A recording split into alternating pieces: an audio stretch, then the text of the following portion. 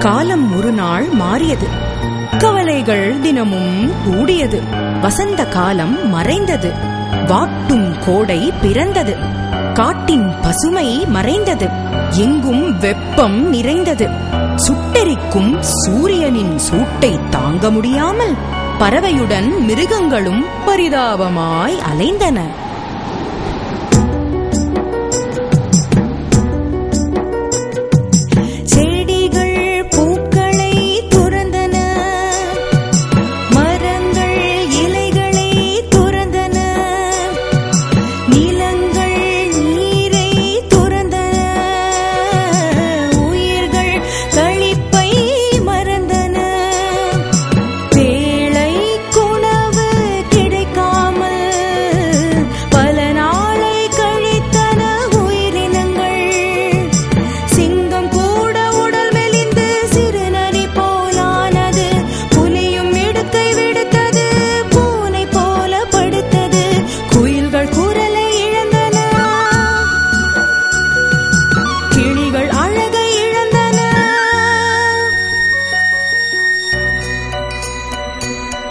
இவற்றின் நிலையே இதுவென்றால் காகங்களின் நிலை என்ன சொல்ல?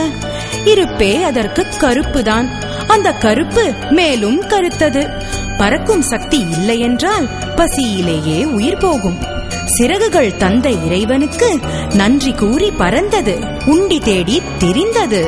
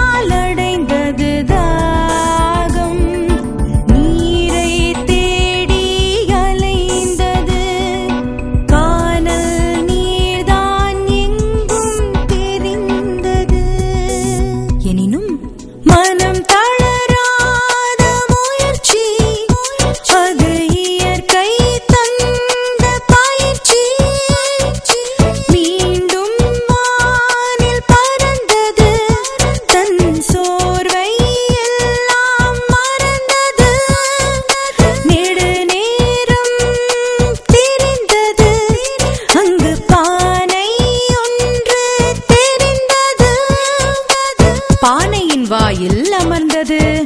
நீரை பருக முனைந்தது. அடடா, அந்தோ பரிதாபம்!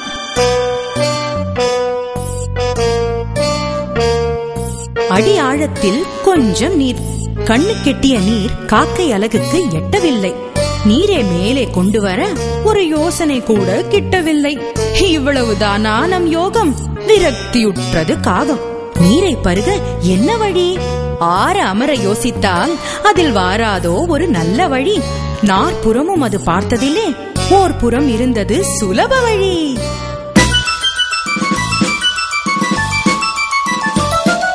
குட்டி கிடந்தன கற்கள், நீர் குடிக்காத கூழாங்கற்கள். எட்டி எடுத்தது ஒரு கல்லை, தீரத் துவங்கியது கவலை. ஒவ்வொரு கல்லாய் போட ஆனையில் துளி துளியாய் நீர் மேலேற கடைசி கல்